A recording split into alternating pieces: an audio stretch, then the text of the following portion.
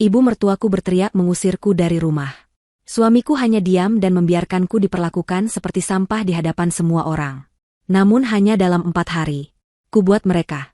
Sebelum ceritanya dimulai, silahkan tulis di kolom komentar dari daerah mana saja teman-teman yang menonton cerita ini. Jangan lupa like dan subscribe agar channel ini bisa semakin berkembang dan bisa mempersembahkan cerita yang lebih menarik lagi. Panas matahari di luar terasa memanggang, namun di dalam rumah kecil itu, Amelia berusaha menciptakan kesejukan. Tetesan keringat membasahi pelipisnya saat ia berlutut, menggosok lantai keramik tua dengan segenap tenaga. Aroma karbol yang tajam menguar, bercampur dengan wangi melati dari halaman tetangga. Ia melakukannya setiap hari, sebuah rutinitas untuk menjaga rumah suaminya, Andri, tetap bersih dan nyaman. Baginya, rumah ini adalah istana kecilnya, bukti cintanya yang tulus, sebuah pilihan hidup yang ia ambil dengan meninggalkan segala kemewahan yang pernah ia kenal. Ia sedang membayangkan akan memasak apa untuk makan malam nanti saat suara pintu depan yang dibanting dengan keras membuatnya terlonjak kaget.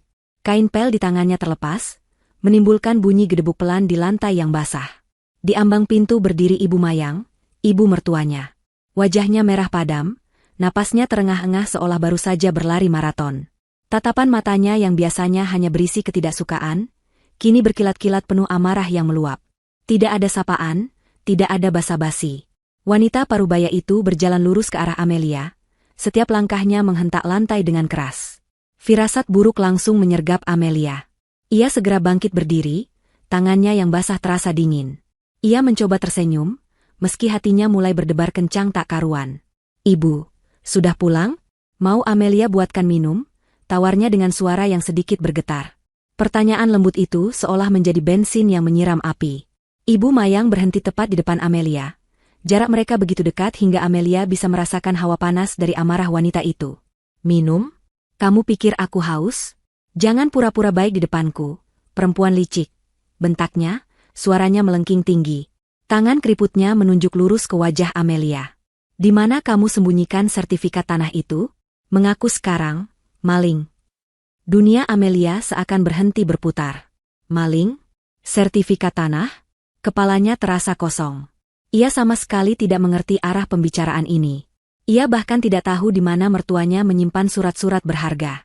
"Sertifikat? Sertifikat apa, Bu?" Amelia tidak tahu apa-apa. "Sungguh," jawabnya dengan panik, matanya membelalak ngeri. Ia menggelengkan kepalanya kuat-kuat, mencoba meyakinkan wanita di hadapannya. "Tidak tahu? Pembohong. Kamu pasti sudah mengambilnya diam-diam, kan? Kamu mau menggadaikannya untuk foya-foya, iya kan? Dasar perempuan tidak tahu diuntung. Sudah numpang hidup di sini, bisanya cuma menghabiskan harta, sekarang malah mau mencuri," cerca Ibu Mayang tanpa henti.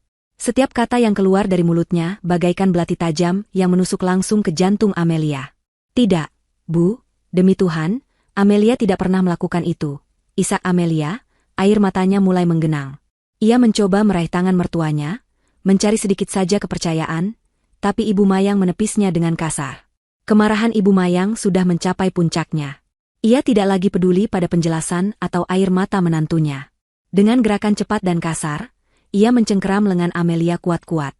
Kukunya yang panjang menancap di kulit, meninggalkan rasa perih. "Sudah cukup sandiwaramu. Semua orang harus tahu betapa busuknya kelakuanmu," serunya. Tanpa ampun, ia mulai menyeret Amelia yang meronta-ronta menuju pintu depan. Tenaga wanita itu luar biasa besar, didorong oleh amarah yang membabi buta. Amelia berusaha menahan tubuhnya, kakinya terseret di lantai keramik. "Jangan, Bu, jangan. Apa salah Amelia? Tolong jelaskan dulu," pintanya dengan putus asa. Namun, teriakannya sia-sia.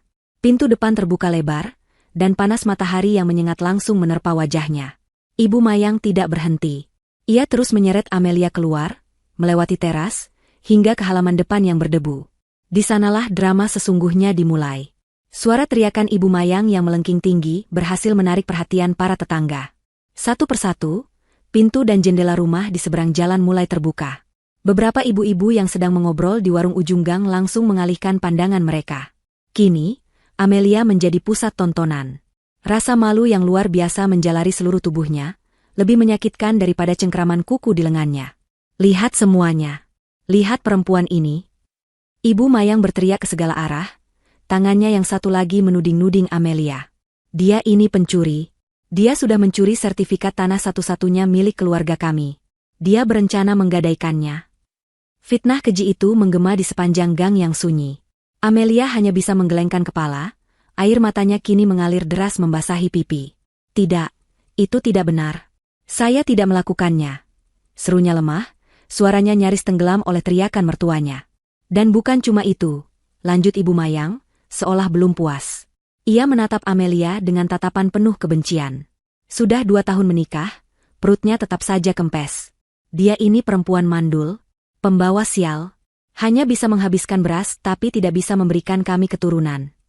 Hinaan itu adalah pukulan telak yang menghancurkan sisa-sisa kekuatan Amelia. Mandul. Kata itu terdengar begitu kejam, diucapkan di depan umum untuk didengar semua orang. Dadanya terasa sesak, seolah ada batu besar yang menghimpitnya. Ia menunduk dalam-dalam, berharap bumi terbelah dan menelannya saat itu juga. Plah! Sebuah tamparan keras mendarat di pipi kirinya. Rasa panas dan perih langsung menjalar, membuat kepalanya berdenging. Amelia terhuyung, pandangannya sedikit kabur.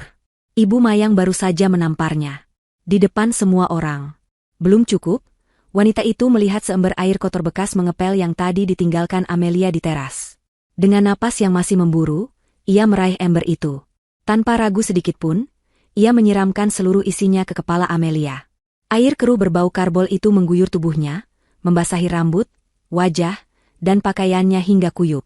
Air mata Amelia kini bercampur dengan air kotor yang menetes dari ujung dagunya. Hinaan, fitnah, tamparan, dan kini siraman air hina. Di tengah puncak penghinaan itu, matanya yang putus asa mencari satu-satunya harapan.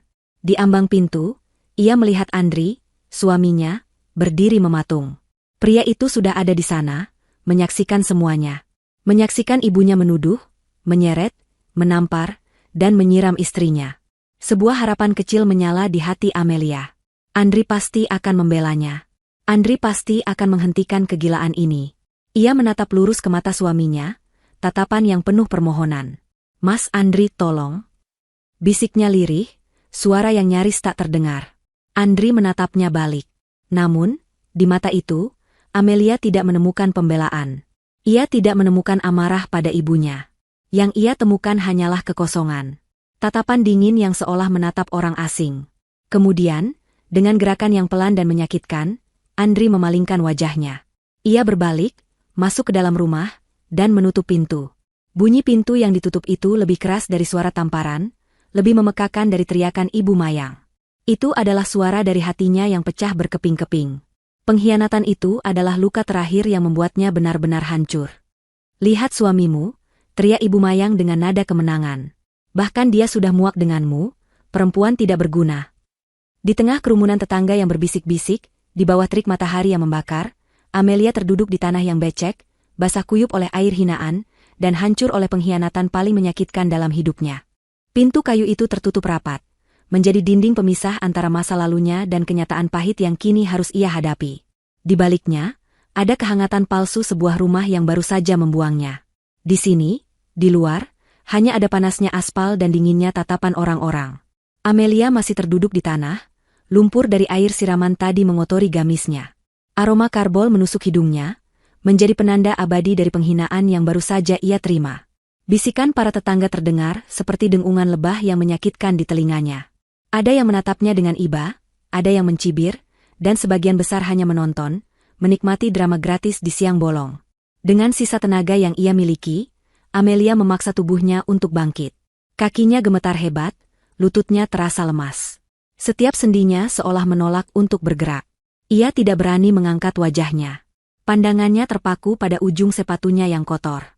Ia harus pergi. Pergi dari sini, dari tatapan menusuk ini, dari gang yang menjadi saksi bisu kehancurannya. Tanpa menoleh ke belakang, ia mulai berjalan.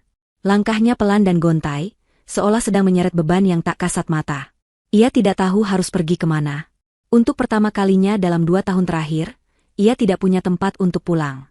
Ia berjalan tanpa tujuan, menyusuri trotoar yang ramai. Suara klakson mobil, deru motor, dan hiruk pikuk kota seolah menjadi musik latar dari kesedihannya. Pakaiannya yang basah dan kotor membuatnya menjadi pusat perhatian. Orang-orang yang berpapasan dengannya menatapnya dengan aneh. Beberapa bahkan sedikit menyingkir, seolah ia adalah sesuatu yang menjijikkan. Setiap tatapan itu terasa seperti tamparan baru di wajahnya. Rasa malu membakarnya dari dalam, membuatnya ingin lenyap dari muka bumi. Pikirannya terus berputar, memutar ulang kejadian tadi seperti kaset rusak. Wajah marah Ibu Mayang, kata-kata kasarnya, rasa perih di pipinya, dinginnya air kotor, dan yang paling menyakitkan, tatapan kosong Andri sebelum pria itu berbalik dan menutup pintu. Mengapa? Pertanyaan itu terus bergaung di kepalanya. Mengapa Andri membiarkan semua ini terjadi? Andri, pria yang dulu berjanji akan selalu melindunginya. Pria yang membuatnya rela meninggalkan kehidupan nyaman sebagai putri tunggal seorang pengusaha terpandang. Ia teringat hari ketika ia pertama kali memberanikan diri mengenalkan Andri pada ayahnya. Ayahnya, Pak Hendra, seorang pria bijaksana dengan tatapan tajam yang mampu menembus kepura-puraan. Ayahnya tidak pernah melarang, namun sorot matanya menyeratkan keraguan. Apa kamu yakin, Nak? Kebahagiaan tidak selalu datang dari cinta yang menggebu-gebu. Lihatlah seseorang dari caranya memperlakukan keluarganya. Karena seperti itulah kelak ia akan memperlakukanmu. Nasihat ayahnya kala itu. Amelia yang dibutakan oleh cinta, meyakinkan ayahnya bahwa Andri adalah pria yang baik. Ia bahkan setuju untuk menyembunyikan status keluarganya, hidup sederhana di rumah kecil keluarga Andri, hanya untuk membuktikan bahwa cintanya tulus, bukan karena materi. Selama 2 tahun, ia telah berkorban. Ia belajar memasak masakan kesukaan Andri dan Ibu Mayang. Ia belajar membersihkan rumah hingga ke sudut terkecil. Ia belajar menelan semua sindiran pedas ibu mertuanya tentang latar belakangnya yang dianggap tidak jelas, atau tentang tubuhnya yang belum juga berisi. Ia melakukan semuanya dengan sabar, berharap pengorbanannya akan dihargai. Ia berpikir, inilah ujian cinta. Namun hari ini, ia sadar bahwa ia bukan sedang diuji, ia sedang diinjak-injak. Semua pengorbanannya ternyata tidak ada artinya. Di mata mereka, ia hanyalah perempuan numpang yang mandul dan tidak berguna. Langkahnya membawanya ke sebuah taman kota kecil yang agak sepi. Ia menemukan sebuah bangku kosong di bawah pohon rindang dan mendudukkan dirinya di sana. Tubuhnya terasa remuk redam. Tenaganya terkuras habis, bukan karena berjalan, tapi karena menahan beban emosi yang begitu berat. Ia memeluk tubuhnya sendiri, mencoba mencari kehangatan di tengah perasaan dingin yang membekukan hatinya. Untuk beberapa saat, ia hanya diam, menatap kosong ke arah anak-anak yang bermain prosotan di kejauhan. Tawa riang mereka terdengar seperti irisan sembilu, mengingatkannya pada tuduhan, mandul, yang dilontarkan Ibu Mayang. Air matanya kembali menetes, kali ini tanpa isakan. Mengalir begitu saja, membasahi pipinya yang sudah kotor. Ia merasa begitu sendirian. Begitu kecil dan tak berdaya di tengah kota yang besar ini. Teman-temannya dari kehidupannya yang dulu sudah lama tidak ia hubungi, demi menjaga rahasianya tentang pernikahan sederhananya. Ia tidak punya siapa-siapa lagi di sini. Atau benarkah begitu? Tiba-tiba, ia teringat sesuatu. Satu-satunya benda yang berhasil ia bawa adalah ponselnya, yang tadi pagi ia masukkan ke dalam saku gamisnya. Tangannya yang gemetar merogoh saku, merasakan benda persegi panjang yang basah itu. Ia menariknya keluar. Syukurlah, ponsel itu masih menyala. Meskipun layarnya sedikit basah. Jarinya mengusap layar, membuka daftar kontak. Ia ragu. Haruskah ia melakukannya? Haruskah ia mengakui kegagalannya? Rasa malu dan gengsi berperang hebat di dalam dirinya. Apa yang harus ia katakan pada ayahnya? Ayah, Amelia diusir. Suami yang kubanggakan ternyata membiarkanku dihina di depan umum. Membayangkannya saja sudah membuat dadanya sesak. Ayahnya pasti akan sangat kecewa. Bukan kecewa padanya, tapi kecewa karena telah membiarkan putri satu-satunya terluka. Ayahnya pasti akan marah besar. Namun, apalagi pilihannya? Tidur di jalanan malam ini? Menjadi gelandangan? Tidak. Ia mungkin telah kehilangan harga dirinya di mata keluarga Andri, tapi ia tidak boleh kehilangan dirinya sendiri. Ia adalah Amelia, putri dari Pak Hendra. Ia dibesarkan dengan cinta dan kehormatan. Ia tidak pantas diperlakukan seperti ini. Seketika, percikan kekuatan kecil mulai menyala di dalam dirinya. Ini bukan akhir. Ini tidak boleh menjadi akhir. Dengan jari yang lebih mantap, ia mencari satu nama di dalam kontaknya. Nama yang selalu menjadi tempatnya berlindung. Ayah. Ia menekan tombol panggil. Jantungnya berdebar kencang selagi ia menunggu nada sambung. 1 detik terasa seperti 1 jam. Bagaimana jika ayahnya sibuk? Bagaimana jika ayahnya sedang rapat? Lalu, panggilan itu diangkat. Terdengar suara dehaman pelan di seberang sana, disusul oleh suara berat, tenang, dan penuh wibawa yang sangat ia kenal. "Halo, putri ayah. Kenapa suaramu bergetar?" Hanya itu. Hanya kalimat sederhana itu. Tidak ada pertanyaan menuduh, tidak ada nada menghakimi. Hanya kekhawatiran tulus dari seorang ayah yang mengenal putrinya lebih dari siapapun. Pertahanan terakhir Amelia runtuh seketika. Tangis yang sedari tadi ia tahan akhirnya pecah. Bukan isakan lirih, tapi raungan pilu yang keluar dari lubuk hatinya yang paling dalam. Ia menangis sejadi-jadinya, melepaskan semua rasa sakit, malu, penghinaan, dan patah hati yang ia rasakan. Topeng wanita sabar dan kuat yang selama ini ia pakai hancur berkeping-keping, menampakkan seorang anak perempuan yang terluka dan butuh pulang ke pelukan ayahnya. Di ujung telepon, ayahnya tidak berkata apa-apa. Ia hanya diam, mendengarkan, membiarkan putrinya menumpahkan semua lukanya melalui tangisan itu. Dan dalam diam itu, Amelia tahu, ia tidak lagi sendirian. Badai mungkin telah menghancurkannya, tapi ia masih punya tempat untuk berteduh. Tangis Amelia perlahan mereda, tergantikan oleh isak tangis tertahan yang menyayat hati. Di seberang telepon, Pak Hendra tetap tenang. Ia tidak memotong, tidak mendesak, ia hanya menunggu. Memberikan ruang bagi putrinya untuk melepaskan beban yang menyesakkan dada. Setelah Amelia cukup tenang untuk bisa berbicara, suara ayahnya kembali terdengar, kali ini lebih tegas namun tetap menenangkan. "Kirimkan lokasimu sekarang. Jangan bergerak dari sana. Ayah akan mengirim orang untuk menjemputmu." Hanya itu. Sebuah perintah singkat yang mengandung janji perlindungan mutlak. Amelia, dengan jari yang masih sedikit gemetar, segera mengirimkan lokasi taman tempatnya berada. Tidak sampai 15 menit kemudian, sebuah sedan hitam mewah berhenti dengan mulus di tepi jalan, tepat di depan taman. Kaca mobil yang gelap tidak menampakkan siapapun di dalamnya. Namun Amelia tahu itu adalah jemputannya. Seorang pria berbadan tegap dengan setelan rapi keluar dari kursi pengemudi. Ia membungkuk hormat pada Amelia, tatapannya profesional dan penuh rasa simpati. "Nona Amelia, saya Budi. Mari, Pak Hendra sudah menunggu di rumah." Pria itu membukakan pintu belakang, memperlihatkan interior mobil yang dilapisi kulit berwarna krem yang lembut. Amelia ragu sejenak. Masuk ke dalam mobil ini terasa seperti melangkah ke dunia yang berbeda. Dunia yang telah ia tinggalkan selama 2 tahun. Kontrasnya begitu tajam. Beberapa menit yang lalu ia adalah wanita terbuang yang duduk di bangku taman dengan pakaian kotor. Kini ia akan duduk di kursi mobil mewah yang empuk. Inilah dunianya yang sesungguhnya. Dengan menarik napas dalam-dalam, ia melangkah masuk. Kelembutan kursi kulit itu seolah memeluk tubuhnya yang lelah. Aroma wewangian mahal yang samar-samar tercium di dalam mobil, menggantikan bau karbol yang melekat di pakaiannya. Perjalanan pulang terasa sunyi. Budi, sang sopir, mengemudi dengan tenang tanpa bertanya apapun. Amelia menatap keluar jendela, memandangi gedung-gedung pencakar langit dan lampu-lampu kota yang mulai menyala. Pemandangan yang familiar, namun kini terasa asing. Ia melihat pantulan dirinya di kaca jendela. Seorang wanita dengan rambut acak-acakan, wajah sembab, dan pakaian kumal. Ia bukan lagi Amelia yang dikenal Andri. Ia juga bukan Amelia, sang putri kebanggaan Pak Hendra. Ia merasa seperti berada di persimpangan antara dua dunia, tidak sepenuhnya menjadi bagian dari keduanya. Mobil akhirnya memasuki sebuah gerbang tinggi yang menjulang gagah, menyusuri jalan pribadi yang diapit oleh taman yang terawat sempurna. Di ujung jalan, berdiri sebuah rumah megah bergaya modern klasik, bermandikan cahaya lampu yang hangat. Rumahnya, tempat ia tumbuh dewasa. Saat mobil berhenti di lobi utama, pintu rumah sudah terbuka. Pak Hendra berdiri di sana, menunggunya. Wajahnya yang biasanya tenang kini terlihat tegang, rahangnya mengeras. Saat Amelia melangkah keluar dari mobil, Pak Hendra tidak langsung bertanya. Ia berjalan mendekat, membuka jasnya, lalu menyampirkannya ke bahu putrinya, menutupi pakaian yang basah dan kotor.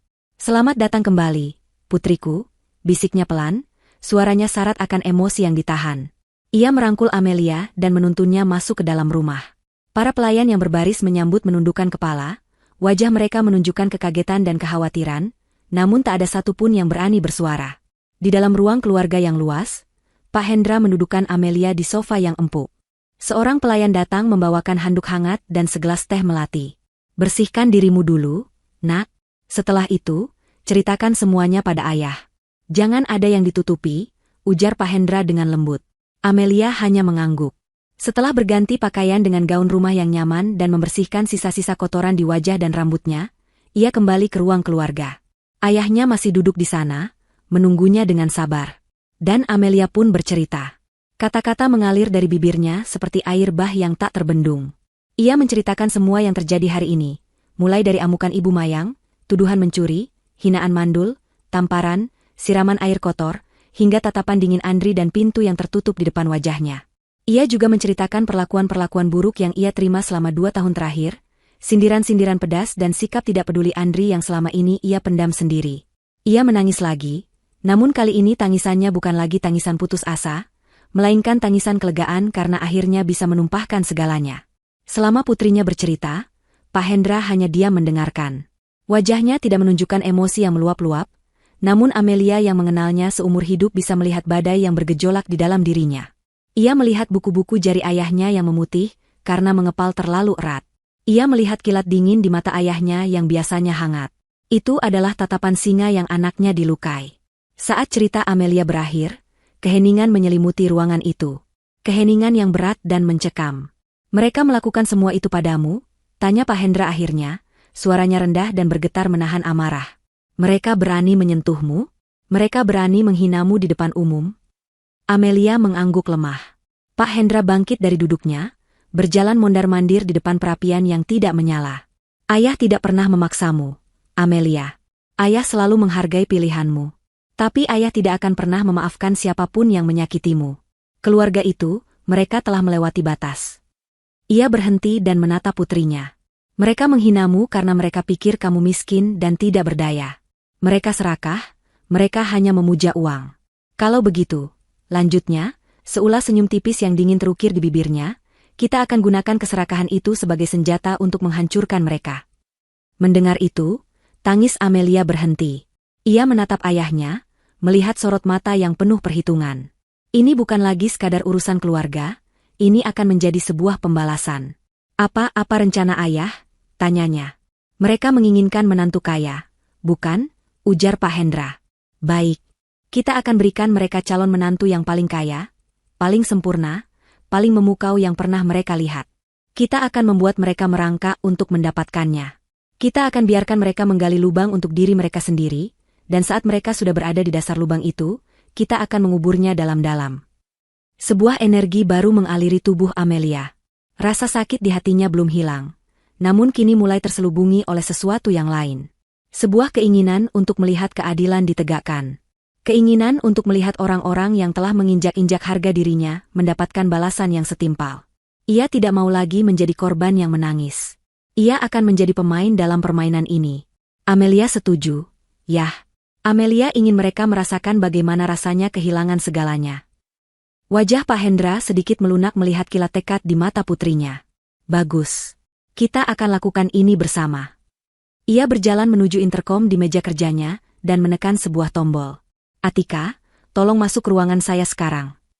Beberapa saat kemudian, pintu ruang keluarga terbuka. Seorang wanita muda berusia akhir 20-an masuk dengan langkah percaya diri. Ia tinggi semampai, rambutnya disanggul modern, dan ia mengenakan setelan kerja yang elegan. Wajahnya cerdas dan tatapannya tajam. Dia adalah Atika, manajer keuangan sekaligus orang kepercayaan nomor 1 Pak Hendra. Ia membungkuk sedikit pada Pak Hendra sebelum pandangannya beralih pada Amelia dengan ekspresi terkejut yang cepat-cepat ia sembunyikan. Pak Hendra memanggil saya, tanyanya dengan suara yang jernih dan profesional. Pak Hendra mengangguk. Atika, aku punya sebuah proyek khusus untukmu. Proyek ini sangat penting dan bersifat pribadi. Anggap saja ini sebuah pertunjukan drama besar, dan kamu akan menjadi bintang utamanya. Pak Hendra lalu menatap Amelia, kemudian kembali ke Atika. Target kita adalah keluarga suami putriku. Misimu adalah membuat mereka percaya bahwa kamu adalah calon menantu idaman mereka. Seorang pewaris kaya raya yang naif. Dan setelah itu, kita akan mengambil semua yang mereka miliki.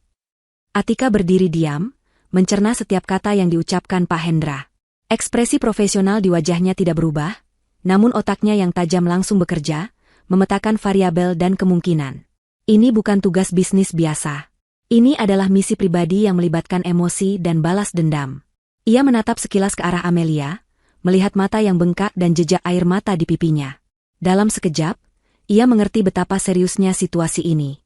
Kesetiaannya pada Pak Hendra dan simpatinya pada Amelia, membuatnya tidak ragu sedikitpun. Saya mengerti, Apa saja yang perlu saya ketahui? Jawab Atika dengan lugas. Selama 1 jam berikutnya, ruang keluarga itu berubah menjadi ruang strategi. Pak Hendra menjabarkan garis besar rencananya, sementara Amelia memberikan detail-detail krusial tentang target mereka. Amelia melukiskan potret Ibu Mayang sebagai wanita yang terobsesi dengan status sosial dan kekayaan, yang mudah terkesan oleh kemewahan dan selalu merasa lebih unggul dari orang lain. Ia menggambarkan Andri sebagai pria yang lemah, tidak punya pendirian, mudah dipengaruhi oleh ibunya, dan memiliki keinginan terpendam untuk hidup mewah tanpa perlu bekerja keras. Kelemahan terbesar mereka adalah keserakahan yang tak terbatas dan kebodohan yang menyertainya.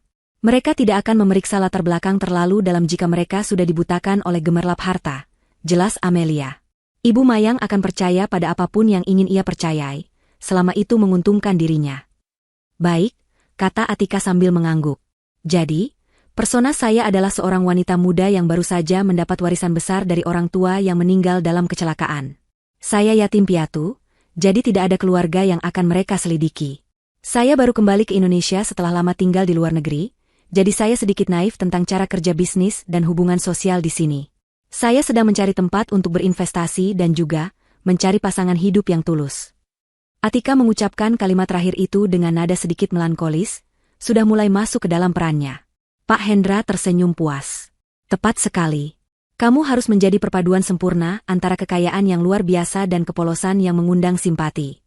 Cukup pintar untuk membicarakan investasi, tapi cukup naif untuk terlihat mudah ditipu. Keesokan harinya, transformasi Atika dimulai. Pak Hendra memberikan fasilitas tanpa batas.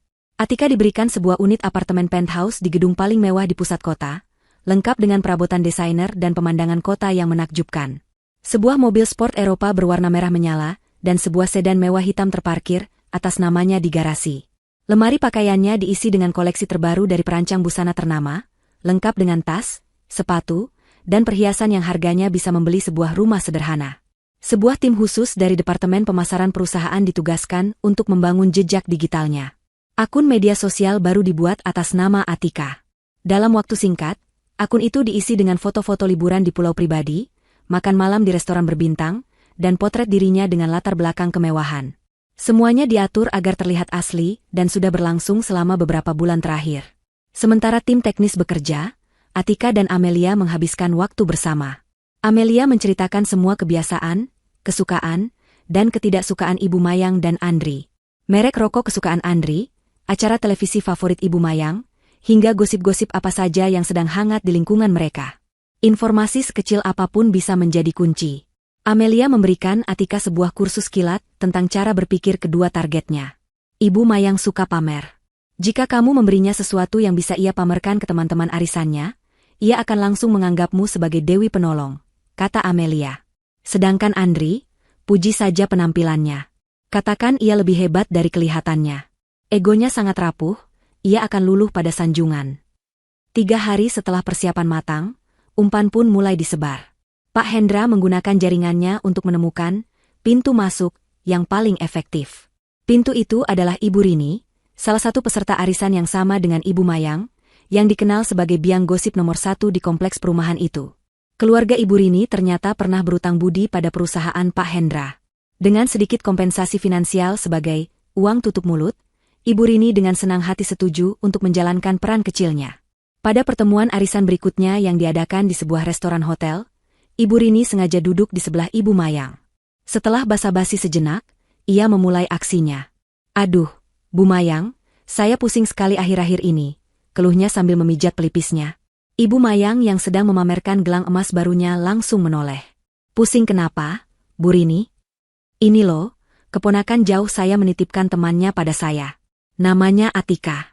Kasihan sekali. Orang tuanya baru meninggal, tapi warisannya itu loh ampun, triliunan. Dia baru pulang dari Swiss, tidak punya siapa-siapa di sini. Anaknya baik, cantik, polos sekali. Dia minta tolong saya carikan orang baik untuk membantunya mengelola uangnya, katanya mau investasi properti. Saya kan jadi bingung, mana saya mengerti soal gituan. Cerita Ibu Rini dengan gaya yang dibuat seolah-olah itu adalah sebuah beban besar. Seperti yang sudah diduga, telinga Ibu Mayang langsung menangkap kata kunci, warisan triliunan, yatim piatu, polos. Matanya yang sipit langsung melebar. Ini adalah berita terbaik yang pernah ia dengar sepanjang tahun. Oh ya? Kasihan sekali ya, katanya dengan nada prihatin yang dibuat-buat. Anaknya tinggal di mana sekarang? Di apartemen mewah di pusat kota. Aduh, saya sampai pusing lihatnya. Mobilnya saja ada 2, ganti-ganti terus. Kalau Bu Mayang tahu orang yang bisa dipercaya, mungkin bisa bantu saya. Kasihan anak itu, takutnya nanti ditipu orang jahat. Lanjut Ibu Rini, sengaja memancing lebih dalam. Malam itu, Ibu Mayang pulang dengan hati yang berbunga-bunga. Ia merasa baru saja menemukan tambang emas. Tanpa membuang waktu, ia langsung mencari nama, Atika, di media sosial. Dan di sanalah ia menemukannya. Sebuah profil yang berkilauan, penuh dengan kemewahan yang hanya bisa ia impikan. Foto-foto Atika berpose di depan Menara Eiffel, menyelam di Maladewa, memegang tas Hermes edisi terbatas. Setiap foto adalah bukti nyata dari cerita Ibu Rini. Keserakahan mulai merayapi hatinya, mengalahkan akal sehatnya. Ia segera memanggil Andri yang sedang asyik menonton televisi di ruang tengah. "Andri, sini cepat. Ibu punya berita penting," serunya dengan tidak sabar. Andri datang dengan malas. "Ada apa, Bu? Mengganggu saja." Ibu Mayang tidak peduli dengan nada ketus anaknya. Ia menyodorkan ponselnya tepat di depan wajah Andri. "Lihat ini," perintahnya. Andri melihat layar ponsel itu, menampilkan foto Atika yang sedang tersenyum di dalam mobil sport dengan atap terbuka. Cantik, kan? Namanya Atika. Yatim piatu. Pewaris tunggal harta triliunan. Dan yang terpenting, dia sedang mencari pasangan. Andri terpana sejenak. Wanita di foto itu memang sangat cantik dan jelas terlihat kaya.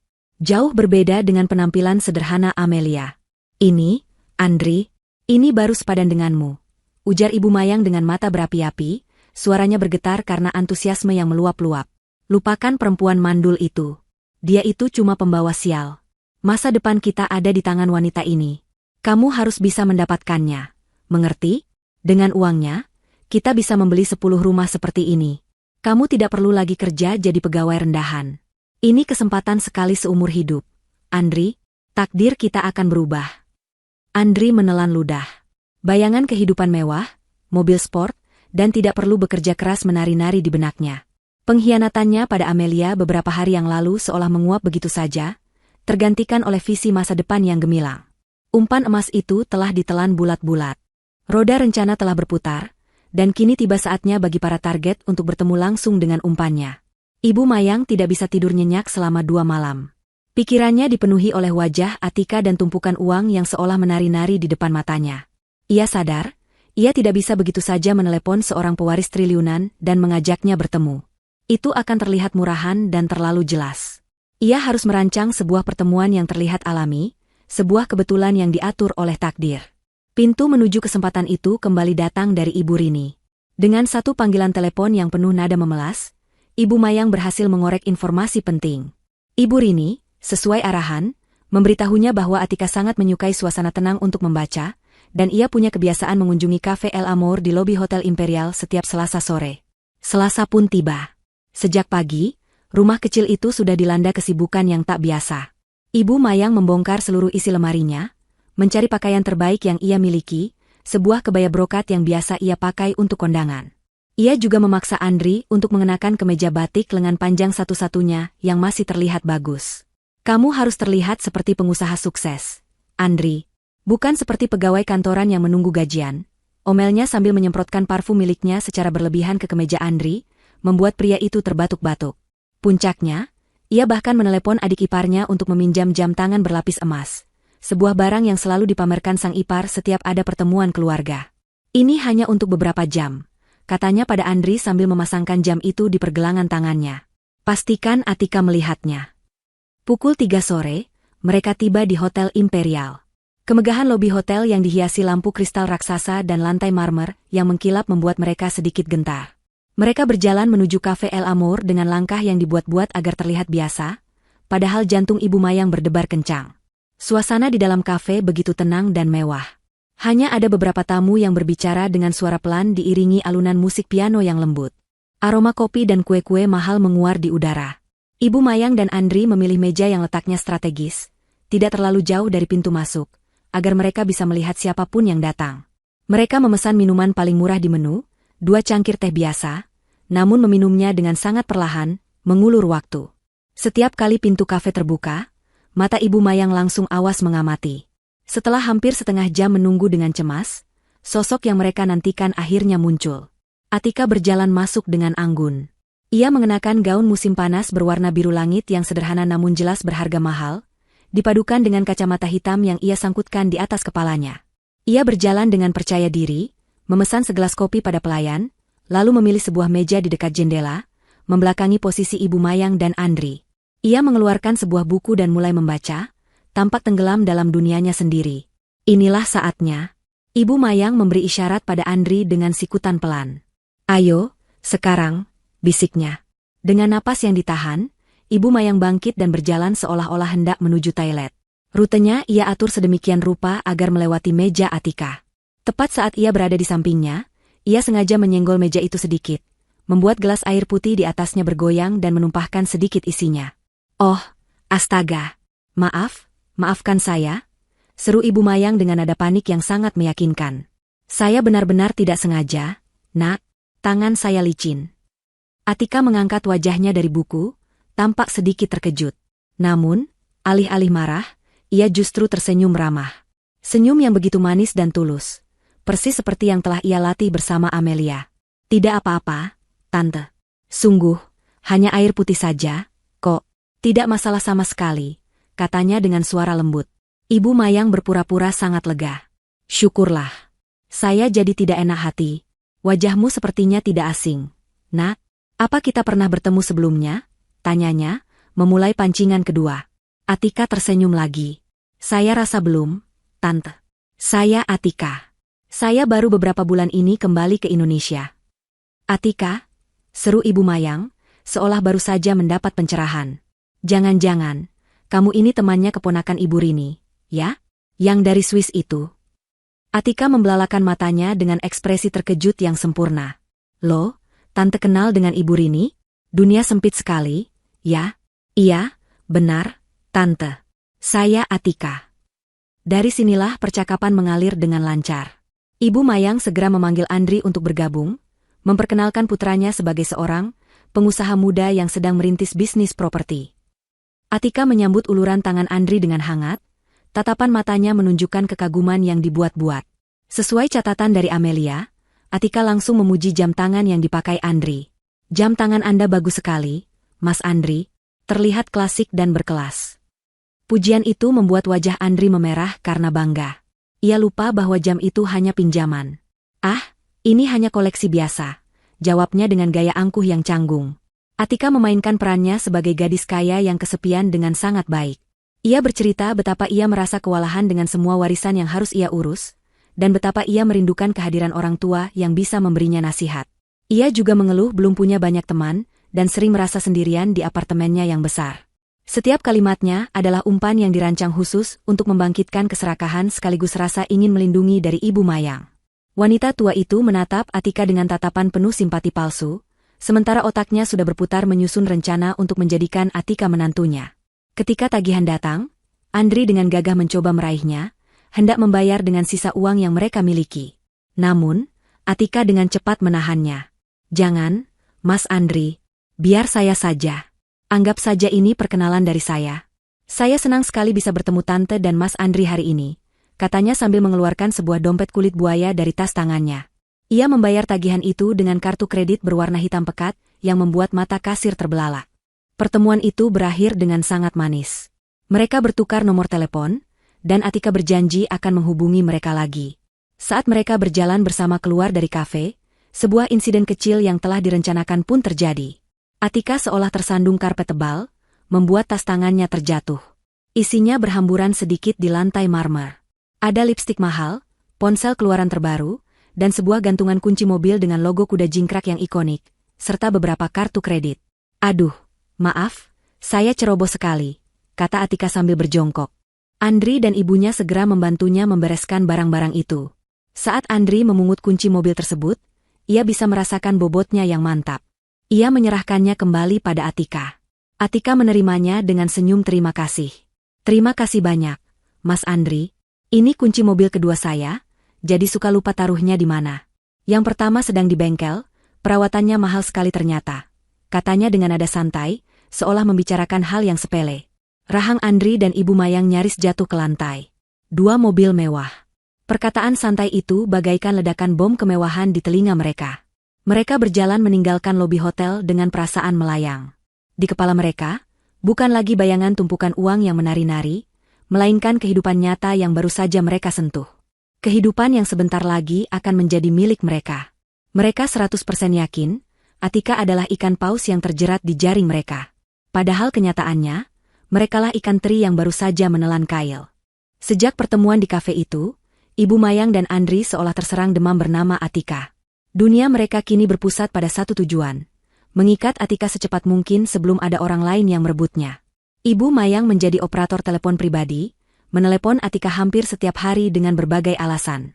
Menanyakan kabarnya, menawarkan untuk membawakannya masakan rumah, hingga mengundangnya makan malam. Andri pun tidak kalah. Ia menghabiskan waktu berjam-jam di depan cermin, merapikan rambutnya, dan mulai mencari-cari informasi tentang mobil mewah dan jam tangan mahal di internet agar punya bahan obrolan yang bisa mengimbangi Atika. Mereka sadar, untuk bisa bergaul dengan seorang triliuner, mereka harus bisa mengimbangi gaya hidupnya, atau setidaknya berpura-pura bisa. Disinilah mereka mulai menggali lubang kehancuran mereka sendiri.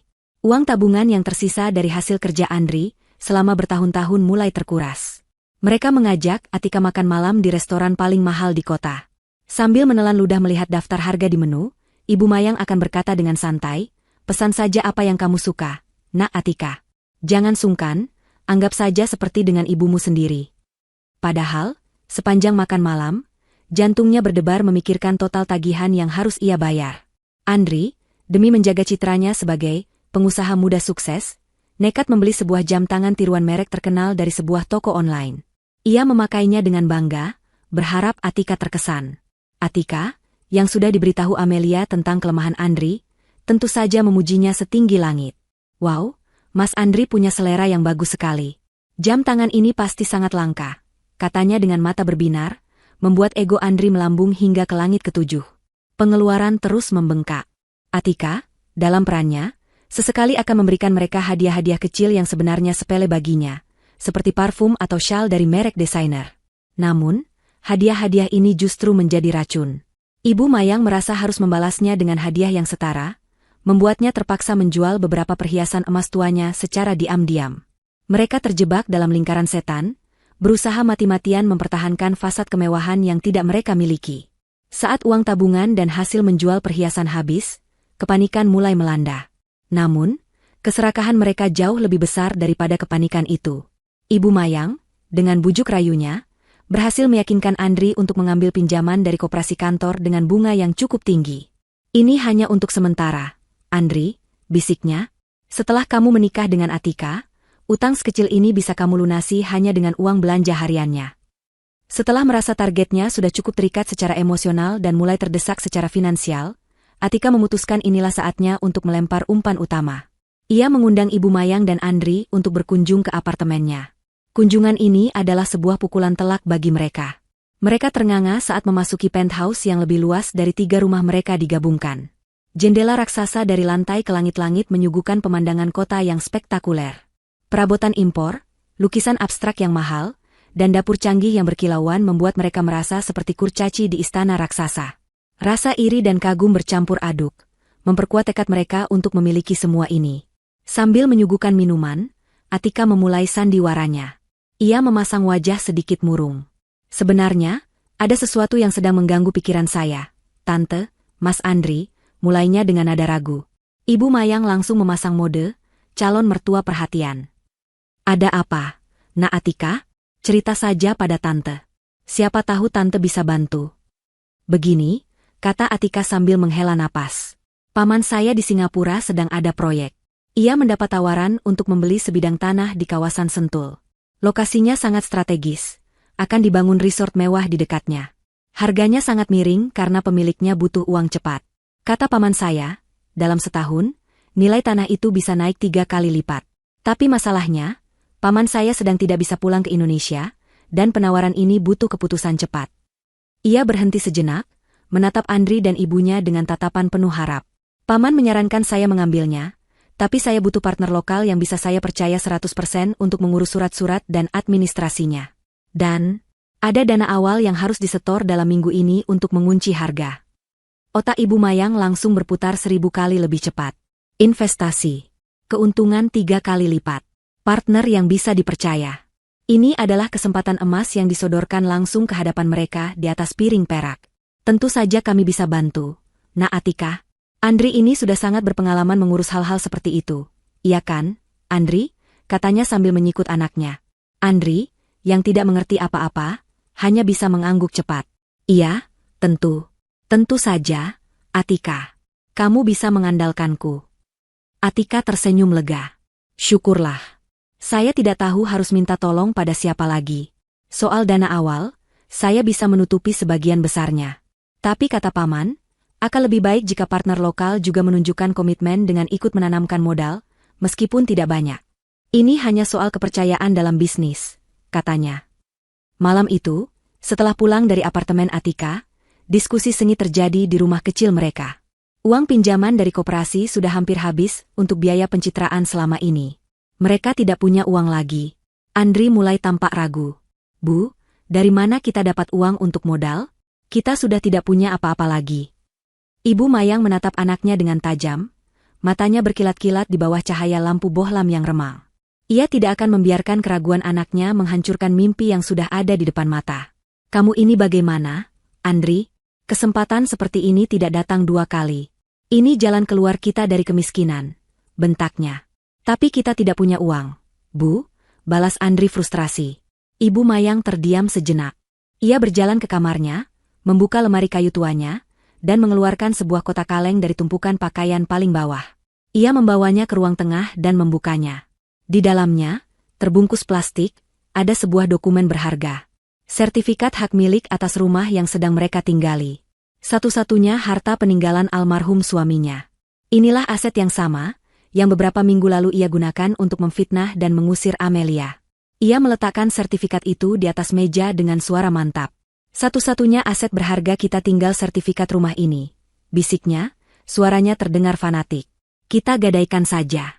Setelah menikah dengan Atika dan keuntungan investasi cair, kita tebus lagi 10 kali lipat. Andri menatap sertifikat itu, lalu menatap wajah ibunya. Ada sedikit ketakutan di matanya, tapi bayangan kemewahan yang ditawarkan Atika jauh lebih kuat. Keraguan terakhirnya pun sirna, digantikan oleh keserakahan yang diwariskan oleh ibunya. Ia akhirnya mengangguk. Mereka tidak sadar, dengan keputusan itu, mereka tidak sedang menggadaikan sertifikat. Mereka sedang menggadaikan seluruh masa depan mereka. Keesokan paginya, matahari bersinar cerah, namun di dalam rumah kecil itu suasananya terasa tegang dan penuh antisipasi. Di atas meja makan tergeletak sertifikat tanah, sebuah dokumen tua yang rapuh namun menyimpan nilai seluruh hidup mereka. Ibu Mayang memandangnya dengan tatapan aneh, campuran antara rasa hormat dan keserakahan. Baginya, kertas itu bukan lagi sekadar bukti kepemilikan rumah, melainkan sebuah tiket emas menuju dunia yang selama ini hanya bisa ia saksikan di televisi. Andri duduk di seberangnya, wajahnya pucat. Semalaman ia tidak bisa tidur, dihantui oleh bayangan menyerahkan satu-satunya aset keluarga mereka kepada orang asing. Ada ketakutan di dalam dirinya, sebuah bisikan kecil dari akal sehatnya yang tersisa, namun suara ibunya jauh lebih keras dan meyakinkan. Jangan pasang wajah seperti itu, Andri. Ini adalah langkah seorang pebisnis sejati. Pengorbanan kecil untuk keuntungan yang besar, kata Ibu Mayang sambil menepuk-nepuk punggung tangan anaknya, seolah sedang menenangkan seorang prajurit yang akan maju ke medan perang. Pikirkan saja hasilnya. Sebentar lagi, kita tidak akan tinggal di rumah sempit ini. Kita akan punya rumah seperti istana, mobil mewah, dan para tetangga itu akan memandang kita dengan iri. Semua akan sepadan. Kata-kata itu berhasil membakar kembali semangat Andri. Ia mengangguk, meneguhkan hatinya. Mereka berangkat bukan ke bank atau pegadaian resmi. Ibu Mayang punya koneksi lain.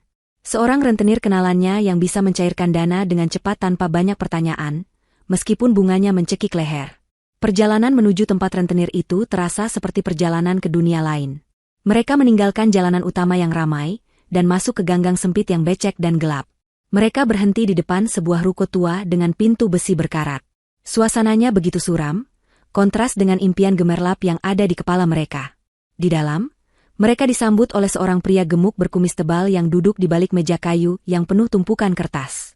Pria itu memeriksa sertifikat mereka dengan teliti, matanya yang kecil dan licik menaksir nilai tanah dan bangunan. Setelah beberapa menit tawar-menawar yang alot, di mana si rentenir terus-menerus merendahkan nilai properti mereka, sebuah angka akhirnya disepakati. Jumlahnya jauh di bawah harga pasar, namun cukup untuk memenuhi permintaan dana awal dari Atika. Mereka menandatangani setumpuk surat perjanjian dengan tulisan kecil-kecil yang tidak mereka baca sepenuhnya. Beberapa menit kemudian, sebuah tas kain tebal berisi gepokan uang tunai berpindah tangan. Memegang uang sebanyak itu di tangan terasa aneh. Andri merasa seperti seorang kriminal.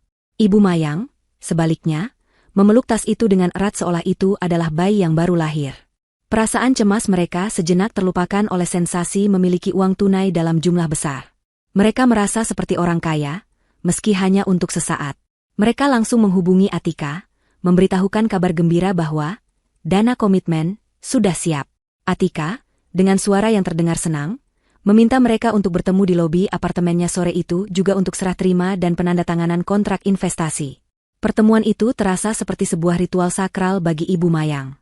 Ia dan Andri berdandan rapi, membawa tas berisi uang itu dengan penuh kebanggaan. Atika menyambut mereka di lobi yang mewah, penampilannya seperti biasa, elegan dan profesional. Ia tidak mengajak mereka naik ke apartemennya, dengan alasan dokumennya sudah ia bawa turun. Atika menyerahkan sebuah map tebal berwarna biru pada Andri. Ini draft perjanjian investasinya, Mas Andri. Silakan dibaca dulu, katanya. Andri berpura-pura membaca dokumen itu dengan saksama. Matanya menyapu istilah-istilah hukum dan angka-angka yang tidak ia mengerti. Ia hanya melihat klausul keuntungan yang ditulis dengan tebal, dan itu sudah cukup baginya.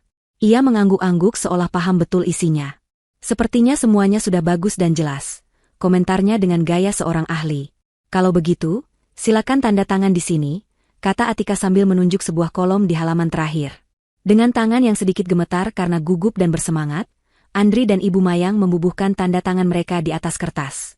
Kertas yang sebenarnya tidak punya nilai hukum apapun. Setelah itu, tibalah momen puncaknya. Dengan gerakan teatrikal, Ibu Mayang membuka tas dan menyerahkan seluruh gepokan uang itu ke tangan Atika. Ini, Nak Atika.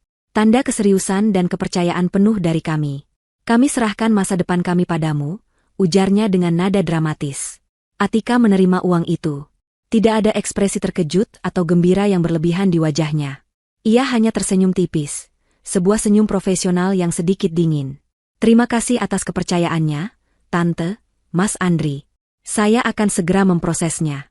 Dalam beberapa hari, saya akan memberikan pembaruan tentang perkembangan proyek ini. Ia memasukkan uang itu ke dalam tas kerjanya, dan menyerahkan satu salinan, perjanjian, pada Andri. Semuanya terasa begitu resmi, begitu meyakinkan. Ibu Mayang dan Andri merasa lega luar biasa. Beban mereka seolah terangkat. Mereka telah berhasil menanam modal, mengamankan posisi mereka sebagai partner bisnis, dan sebentar lagi, sebagai keluarga dari seorang triliuner. Mereka bangkit dari duduk, hendak pamit pulang dengan perasaan sebagai pemenang. Tepat saat mereka hendak melangkah pergi, ponsel di dalam tas kerja Atika berdering.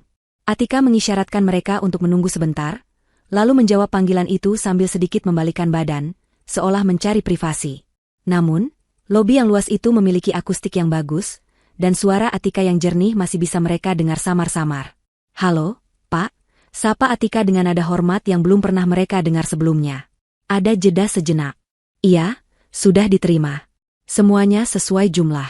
Tahap pertama berhasil. Dana sudah diamankan. Atika mendengarkan lagi. Baik, Pak Hendra. Sesuai rencana.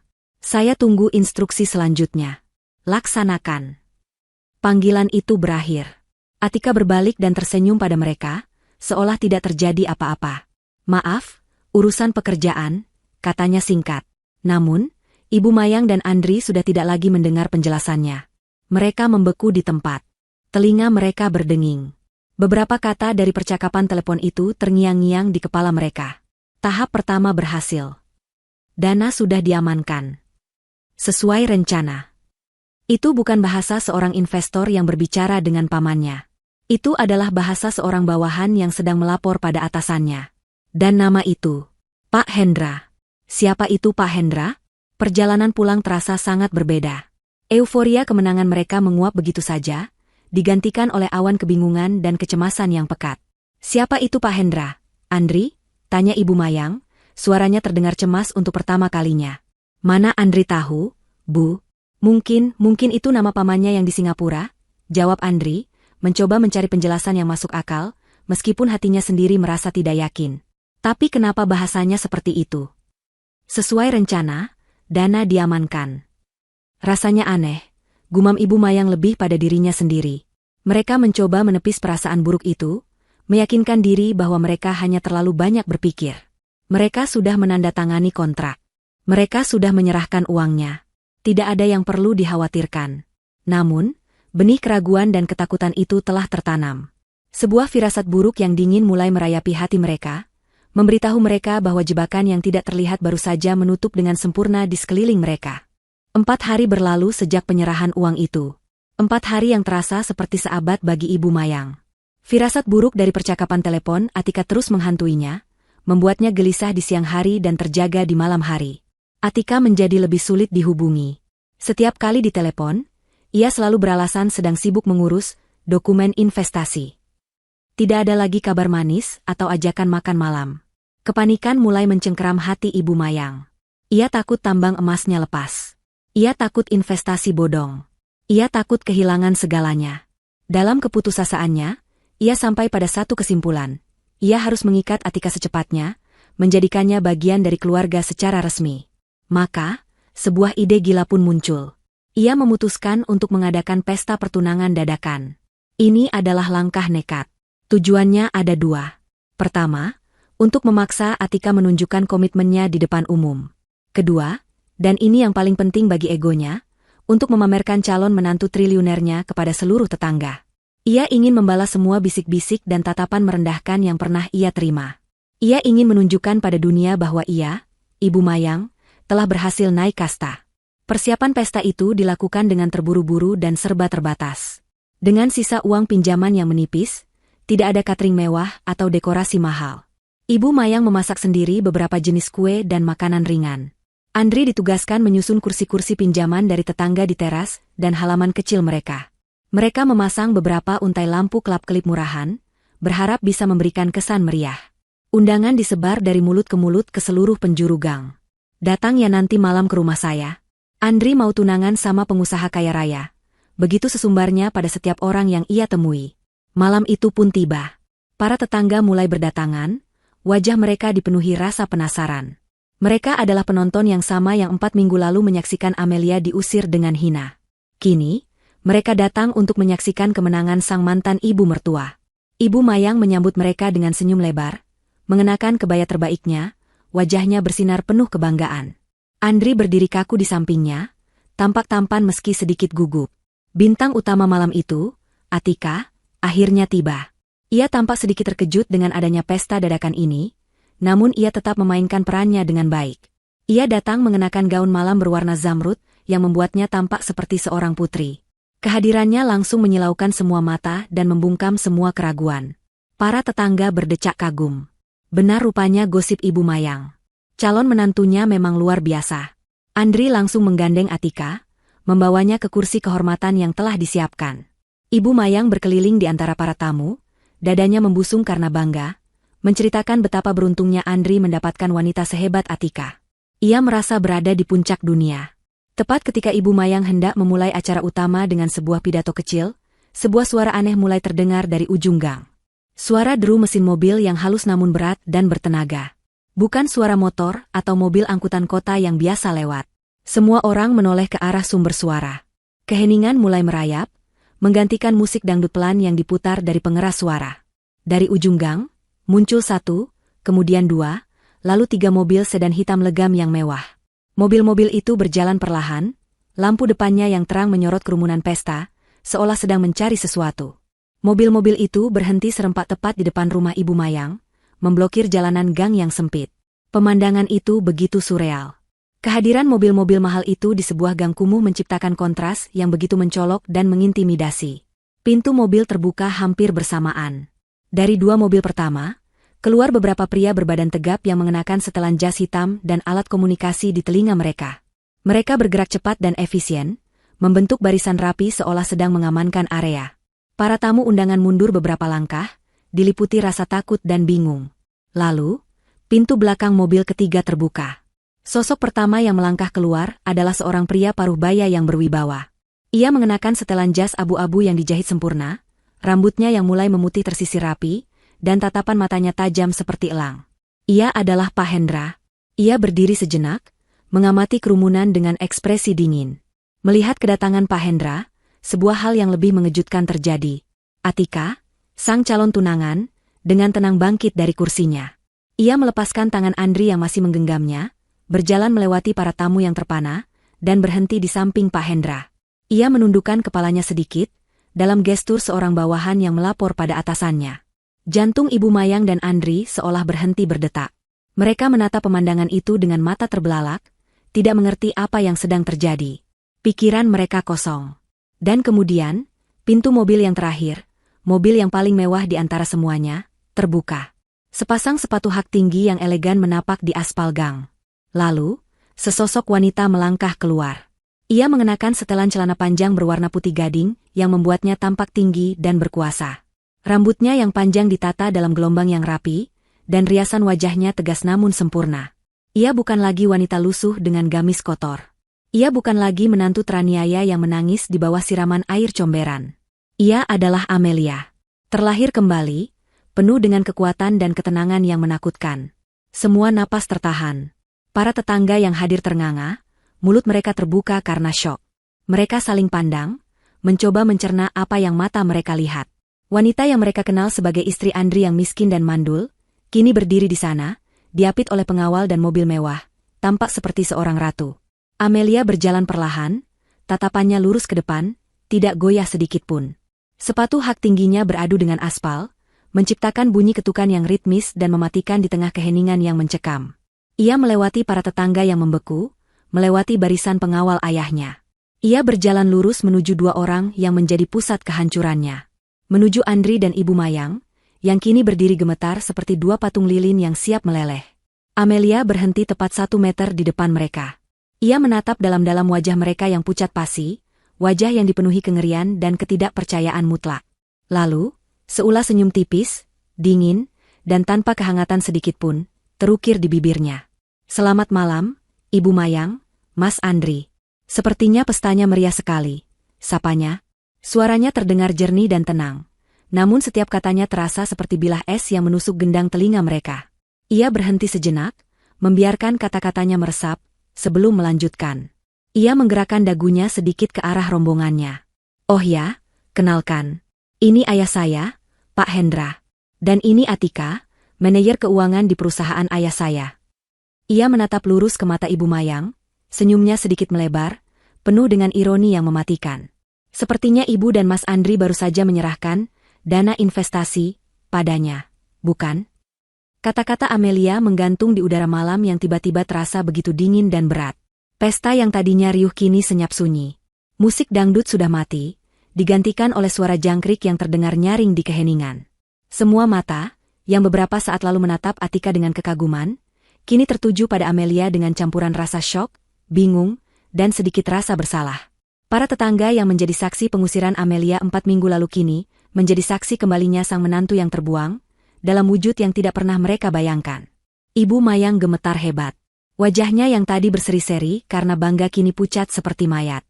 Bibirnya bergerak-gerak tanpa suara, mencoba merangkai kata, namun tidak ada yang keluar. Otaknya yang licik seolah mengalami korsleting, tidak mampu memproses kenyataan yang terpampang di depan matanya. Amelia, menantunya yang ia anggap sampah, adalah putri dari Pak Hendra? Pria berwibawa yang berdiri dengan tatapan sedingin es itu adalah besannya?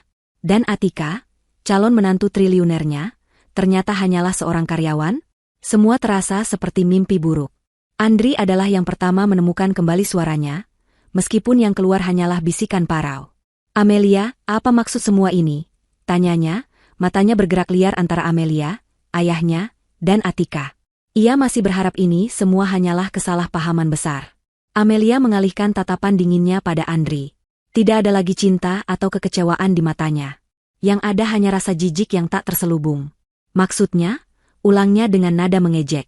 "Maksudnya adalah, selamat, Mas Andri. Kamu dan ibumu baru saja menyerahkan satu-satunya harta kalian kepada karyawanku untuk sebuah investasi bodong yang aku rancang sendiri." Pernyataan itu bagaikan bom yang meledak di tengah kerumunan. Desas-desus langsung menyebar seperti api. Para tetangga mulai berbisik-bisik, potongan-potongan teka-teki mulai menyatu di benak mereka. Jadi, semua ini hanyalah sebuah sandiwara? Sebuah jebakan? Tidak mungkin. Pekik Ibu Mayang, suaranya akhirnya keluar, melengking tinggi karena histeria. Kamu bohong. Atika adalah pewaris kaya raya. Kamu hanya ingin menghancurkan kebahagiaan anakku.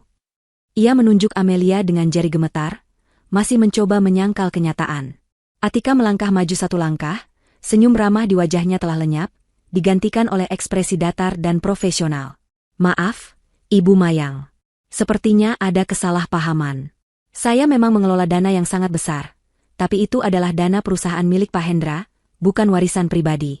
Dan tugas saya adalah memastikan dana itu diinvestasikan dengan benar, bukan ditipu oleh orang-orang serakah. Lalu uang kami? Tanya Andri lemah, secercah harapan terakhirnya mulai padam. Uang hasil gadai rumah kami? Amelia tersenyum sinis. Senyum itu tidak mencapai matanya. Oh, uang itu? Jangan khawatir. Uangnya tidak hilang. Uangnya berada di tempat yang lebih baik. Ia memberi isyarat pada salah satu pengawalnya. Pria itu maju dan menyerahkan sebuah tablet pada Amelia. Amelia memutarnya, menunjukkan layar tablet itu pada Andri dan Ibu Mayang, dan juga pada semua orang yang ada di sana. Di layar, terpampang dengan jelas sebuah bukti transfer digital dalam jumlah besar ke rekening sebuah yayasan panti asuhan ternama. Di kolom keterangan tertulis, donasi atas nama keluarga Andri dan Mayang. Aku sudah menyumbangkan seluruh uang hasil gadai rumah kalian ke panti asuhan. Jelas Amelia dengan suara tenang yang mematikan. Anggap saja itu sebagai amal terakhir kalian sebelum kalian menjadi gelandangan. Bukankah ibu selalu bilang kalau kita harus banyak beramal? Sindirnya, menggunakan kata-kata yang dulu sering diucapkan Ibu Mayang untuk menyindirnya. Tubuh Ibu Mayang limbung. Jika Andri tidak sigap menahannya, ia pasti sudah jatuh pingsan. Rumahnya, satu-satunya peninggalan suaminya. Uangnya kini telah menjadi sumbangan. Lenyap, tidak akan pernah kembali. Raungan putus asa keluar dari tenggorokannya, sebuah suara pilu yang dipenuhi penyesalan. Amelia belum selesai. Ia membiarkan Ibu Mayang meraung sejenak sebelum kembali berbicara. Kali ini suaranya lebih keras agar semua orang bisa mendengar dengan jelas. Kalian menghinaku di depan semua orang ini. Kalian menuduhku mencuri. Dan yang paling keji, matanya menatap tajam pada Ibu Mayang. Ibu meneriakkan pada semua orang bahwa aku mandul. Amelia kembali memberi isyarat. Pengawal yang sama menyerahkan sebuah map berwarna putih. Amelia membukanya, mengeluarkan selembar kertas, dan mengangkatnya tinggi-tinggi. Ini adalah hasil pemeriksaan lengkap dari rumah sakit terbaik di negeri ini. Tertulis dengan jelas di sini bahwa Amelia Putri Hendra, dalam kondisi rahim yang sangat sehat dan subur, tidak ada masalah apapun untuk memiliki keturunan. Keheningan kembali menyelimuti. Para tetangga yang dulu ikut-ikutan mencibir kini menundukkan kepala karena malu. Amelia kemudian melipat kembali surat itu dan memasukkannya ke dalam map. Tapi, dokter memang menyarankan agar suamiku juga melakukan pemeriksaan. Karena terkadang, masalahnya bukan ada pada sang istri. Kalimat terakhir itu diucapkan dengan penekanan yang jelas, sebuah tuduhan terselubung yang langsung menampar wajah Andri. Wajah Andri yang sudah pucat kini berubah menjadi merah padam karena malu. Ia teringat beberapa keluhan kesehatan kecil yang selama ini ia abaikan. Kini, semua orang menatapnya dengan tatapan baru, tatapan yang penuh pertanyaan dan cemoohan. Semua kebohongan telah terbongkar. Semua topeng telah dilepaskan.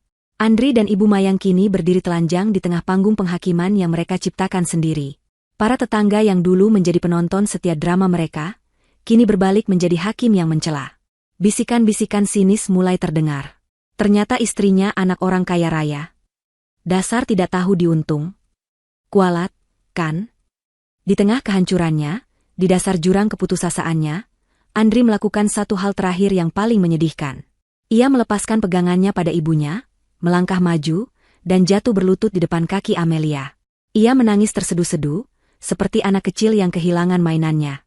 Air mata dan ingus membasahi wajahnya, sebuah pemandangan yang sangat menjijikkan. Amelia, maafkan aku. Mel, maafkan aku. Isaknya, mencoba meraih ujung pakaian Amelia. Aku salah, aku hilaf.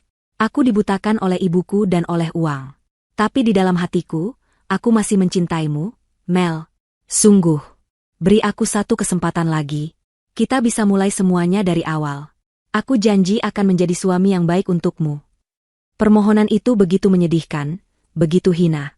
Seluruh kerumunan menatapnya dengan jijik. Amelia menatap turun pada pria yang sedang bersujud di kakinya. Pria yang pernah ia cintai sepenuh hati. Pria yang kini terlihat begitu kecil dan tidak berharga. Ia tidak merasakan iba. Ia tidak merasakan amarah. Ia hanya merasakan kehampaan. Cinta itu telah mati, dibunuh secara brutal pada hari ia diusir. Amelia tersenyum sinis, senyum yang paling tajam dan paling menyakitkan yang pernah ia tunjukkan. Ia sedikit memundurkan kakinya, menjauh dari jangkauan tangan Andri. "Cintamu?" tanyanya pelan, namun setiap kata terdengar jelas. "Aku sudah membelinya seharga sertifikat rumah ini." Dan sekarang, ia berhenti sejenak, menatap lurus ke mata Andri yang penuh air mata. "Aku membuangnya ke tempat sampah." Kata-kata terakhir Amelia adalah vonis mati bagi harapan terakhir Andri. Kalimat itu lebih tajam dari pedang, memutuskan sisa-sisa harga diri yang mungkin masih ia miliki. Pria itu terpaku dalam posisi berlutut, wajahnya kosong, isak tangisnya berhenti seketika seolah tenggorokannya tercekat. Ia seperti baru saja menyadari bahwa semuanya telah benar-benar berakhir. Tidak ada jalan untuk kembali. Amelia tidak lagi membuang waktunya untuk menatap mereka. Baginya, pertunjukan telah usai. Ia telah mengatakan semua yang perlu dikatakan. Ia telah membuktikan semua yang perlu dibuktikan. Kini saatnya untuk tirai ditutup. Namun, sebelum ia berbalik, sebuah suara berat dan menggelegar memecah keheningan. "Permisi. Apa benar ini kediaman Ibu Mayang dan saudara Andri?" Semua orang menoleh ke arah sumber suara. Dari ujung gang yang lain, muncul dua orang pria bertubuh besar dengan wajah sangar. Mereka tidak mengenakan setelan jas rapi seperti pengawal Pak Hendra. Mereka mengenakan jaket kulit kusam dan celana jeans belel. Langkah mereka berat dan penuh ancaman. Di belakang mereka, mengikuti seorang pria kurus berkumis tebal yang membawa sebuah map. Andri dan Ibu Mayang langsung mengenali wajahnya. Dia adalah rentenir tempat mereka menggadaikan sertifikat rumah. Kehadiran mereka adalah babak terakhir dari drama malam itu. Babak yang tidak direncanakan oleh Amelia, namun menjadi penyempurna dari karma yang sedang berjalan. Rentenir itu berjalan melewati kerumunan tanpa peduli, matanya hanya tertuju pada Andri dan Ibu Mayang. Wah, sepertinya sedang ada pesta, ya?" katanya dengan nada mengejek. "Maaf mengganggu. Saya kesini hanya untuk menagih janji. Menurut perjanjian, cicilan pertama seharusnya dibayar hari ini. Tapi karena tidak ada kabar, dan saya dengar dari orang-orang kalau kalian sedang ada masalah, sepertinya lebih baik kita selesaikan saja semuanya malam ini." Ibu Mayang, yang baru saja bangkit dengan sisa-sisa tenaganya, kembali lemas. "Cicilan apa? Perjanjiannya kan bulan depan," protesnya dengan suara lemah. Rentenir itu tertawa terbahak-bahak, sebuah tawa yang serak dan tidak menyenangkan. "Bulan depan? Ibu ini lucu sekali. Coba dibaca lagi surat perjanjiannya, yang tulisannya kecil-kecil itu loh. Di sana tertulis jelas, bunga berjalan harian dan pembayaran pertama jatuh tempo 4 hari setelah dana cair. Jika telat 1 hari saja, maka seluruh utang pokok plus denda harus dilunasi seketika. Jika tidak mampu," ia berhenti, senyumnya semakin lebar, "maka properti yang menjadi jaminan akan langsung kami sita. Sekarang juga." "Sita?" pekik Ibu Mayang. "Tidak bisa. Ini rumah kami." "Sudah bukan lagi, Bu," kata si rentenir sambil menepuk-nepuk map yang dibawanya. "Sejak Ibu tanda tangan di atas materai, rumah ini sudah menjadi milik saya sampai utang lunas. Dan karena utangnya tidak lunas, ya sudah, berarti rumah ini milik saya." Ia lalu memberi isyarat kepada 2 anak buahnya. "Ayo, mulai bekerja. Kosongkan rumah ini. Semua barang yang ada di dalam, lempar saja keluar." Kedua pria besar itu langsung bergerak. Mereka mendorong Andri dan Ibu Mayang yang mencoba menghalangi jalan dengan kasar, membuat keduanya terjatuh di tanah. Mereka masuk ke dalam rumah dan mulai terdengar suara barang-barang dibanting dan diseret. Para tetangga yang tadinya mengerumun kini mundur ketakutan, memberikan ruang yang lebih luas. Mereka hanya bisa menonton dengan ngeri saat satu persatu perabotan rumah tangga dilempar keluar ke halaman. Meja, kursi, lemari pakaian tua, kasur kapuk, hingga panci dan piring. Semuanya dilempar tanpa ampun, beberapa bahkan pecah berkeping-keping di atas tanah. Pemandangan itu adalah sebuah dejavu yang mengerikan. Di tempat yang sama, di hadapan penonton yang sama, kini giliran Andri dan Ibu Mayang yang dipermalukan dan diusir dari rumah mereka sendiri. Ibu Mayang meraung-raung histeris, mencoba menyelamatkan beberapa barang, namun ia didorong hingga tersungkur oleh salah satu preman. Andri hanya bisa terduduk diam di tanah, menatap nanar pada kehancuran rumahnya, pikirannya kosong, jiwanya seolah telah dicabut dari raganya. Ia telah kehilangan segalanya. Istri, harta, rumah, dan harga diri. Amelia, Pak Hendra, dan Atika menyaksikan semua itu dari kejauhan. Mereka tidak mengatakan apa-apa. Tidak ada ekspresi kemenangan di wajah Amelia. Hanya ada ketenangan. Sebuah rasa lega yang dalam karena sebuah babak kelam dalam hidupnya telah ditutup dengan tuntas. Keadilan tidak hanya ditegakkan, tetapi juga dipertontonkan dengan cara yang paling ironis. Mereka yang menabur angin, kini sedang menuai badai. Setelah merasa cukup, Pak Hendra menyentuh bahu putrinya dengan lembut. Ayo kita pulang, nak. Semuanya sudah selesai. Amelia mengangguk. Ia tidak menoleh lagi ke belakang. Ia berjalan dengan anggun menuju mobilnya, melewati para tetangga yang kini menatapnya dengan campuran rasa takut dan segan. Ia tidak lagi peduli pada mereka. Mereka hanyalah penonton dalam hidupnya, dan pertunjukan malam ini telah berakhir. Ia masuk ke dalam mobil, diikuti oleh Atika. Pintu ditutup, meredam suara raungan Ibu Mayang dan suara barang-barang yang dibanting di luar. Saat mobil mewah itu mulai melaju pelan, meninggalkan gang sempit yang penuh kekacauan itu, Amelia melirik sekilas ke kaca spion. Ia melihat pemandangan terakhir dari kehidupan lamanya. Bayangan Andri dan Ibu Mayang yang terduduk lemas di antara tumpukan perabotan mereka yang hancur berantakan. Mereka tampak begitu kecil, begitu menyedihkan, ditelan oleh kegelapan malam dan konsekuensi dari perbuatan mereka sendiri. Amelia mengalihkan pandangannya ke depan, ke jalanan luas yang terbentang di hadapannya. Ia tidak merasakan kebencian lagi. Yang ia rasakan hanyalah kebebasan. Ia telah berhasil melewati badai dan keluar menjadi pribadi yang lebih kuat. Ia telah menutup buku lama dan siap menulis cerita baru di lembaran yang masih putih bersih. Sebuah cerita tentang Amelia Putri Hendra, seorang wanita yang tidak akan pernah lagi membiarkan siapapun menginjak-injak harga dirinya. Penderitaan Andri dan Ibu Mayang bukanlah kemenangannya, melainkan monumen abadi yang mereka bangun sendiri dari pondasi keserakahan dan kejahatan mereka. Karma telah lunas terbayar. Kontan.